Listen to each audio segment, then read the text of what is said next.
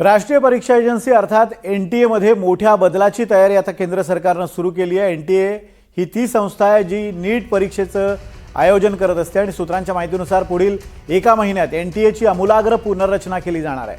पेपरफुटी आणि गैरव्यवहार रोखण्यासाठी लीक प्रूफ व्यवस्था उभारण्यासोबतच आउटसोर्सिंगच्या सध्याच्या पद्धतीतही बदल केले जाणार आहेत। तज्ञ समितीच्या शिफारसींनुसार हे बदल करण्यात येणार असून एनटीए मधील 47 जणांना हटवण्याची आणि काहींवर कारवाई करण्याची तयारी सुद्धा सुरू असल्याचं समजतंय।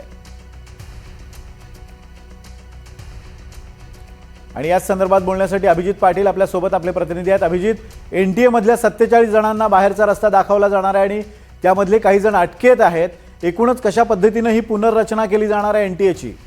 आपण जर बघितलं तर एनटीए हे देशातील सर्वात मोठी यंत्रणा आहे जी देशांतर्गत सर्वात मोठ्या प्रमाणात परीक्षेचं आयोजन करत असते।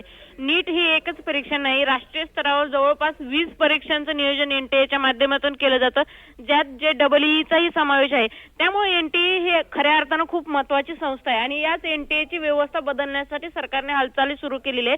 खरं तर आपण बघितलं तर की जे व्यवस्था आवश्यक असते किंवा जे काही मॅन पॉवर लागते त्यासाठी आउटसोर्सिंग केलं जातं। असं एनटीए मध्ये जे सध्याचं आउटसोर्सिंग मॉडेल आहे हेच पूर्णपणे बदलण्याचा सरकारचा प्रयत्न आहे। आणि सध्या जी काही माहिती मिळते तर एनटीए कार्यरत असणारे 47 जणांवर कारवाई होण्याची शक्यता आहे। या 47 पैकी काहींना हटवण्यात येईल तर काहींवर कारवाई होईल। त्यामुळे जर आपण पाहिलं तर एक प्रकारे केंद्रीय सरकार जे आहे ते मोठी स्टेप घेण्याच्या तयारीत आहे।